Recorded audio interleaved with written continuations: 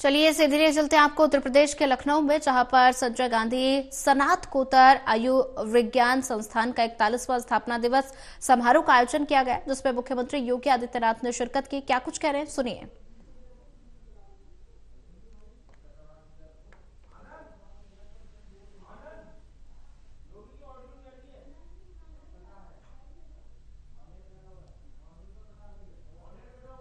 और वहीं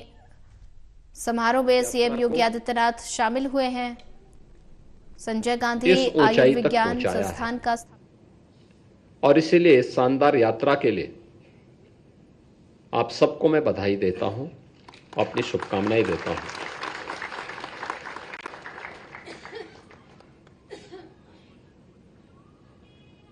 पिछले 5-7 वर्ष के दौरान एसजीपीजीआई ने अपनी समय के उस प्रवाह के साथ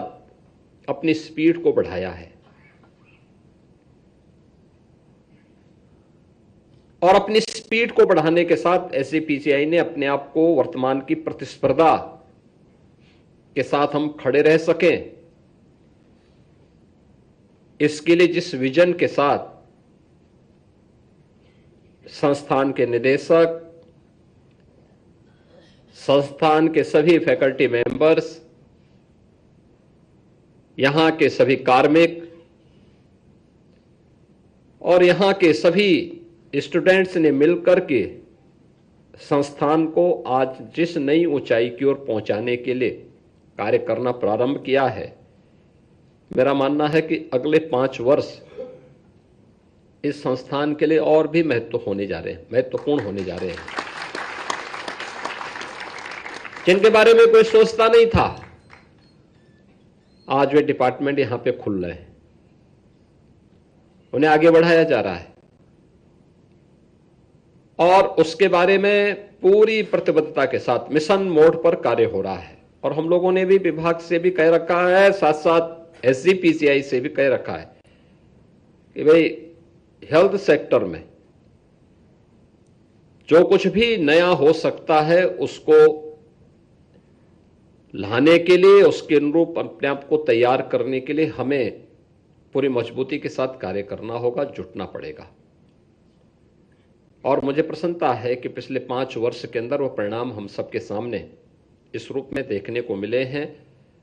और संभवतः देश का ये पहला चिकित्सा संस्थान होगा जिसको सीएसआर से लगभग 500 करोड़ रुपए भी इस दौरान प्राप्त हुए हैं, जिसमें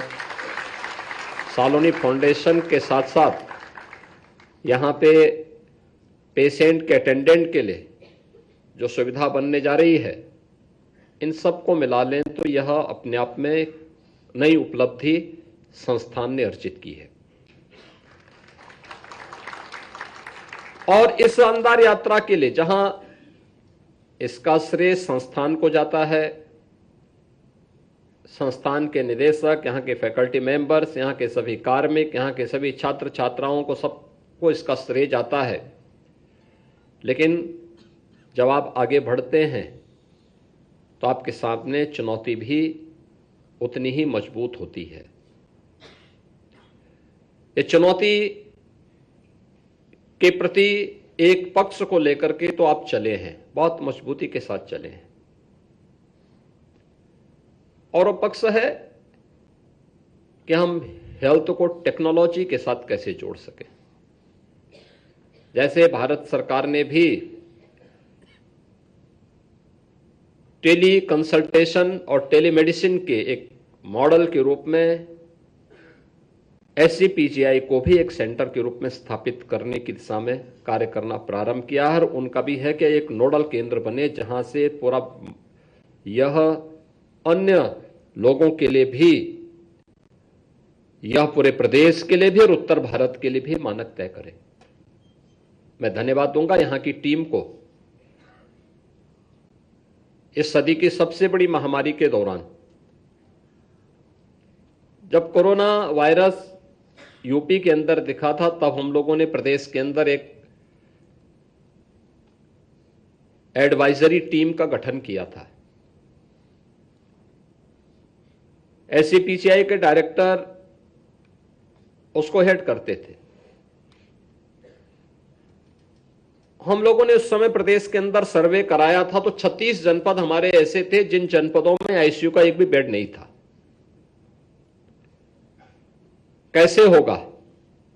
बीमारी के बारे में लोगों को पता ही नहीं था, लेकिन कैसे इन जो चुनौतियां आ रही हैं, जो दुनिया के अंदर सुना जा रहा है, देखा जा रहा है,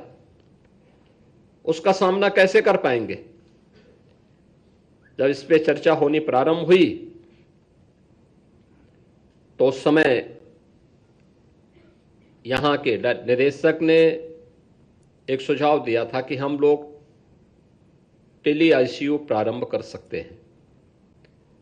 और फिर हमने कहा भी टेली आईसीयू संचालित करने के लिए कुछ तो वहां की प्रारंभिक जानकारी होनी चाहिए। यहां पे मास्टर ट्रेनर पहले एक एक यहां पे ट्रेंड करिए। और मैं धन्यवाद दूंगा कि एससीपीसीआई ने पूरी शालीनता के साथ उस दौरान प्रदेश में वर्चुअल आईसीयू प्रारंभ किए थे और 75 के 75 जनपदों ने उसके माध्यम से हजारों लोगों की जान को बचाने में मदद मिली थी।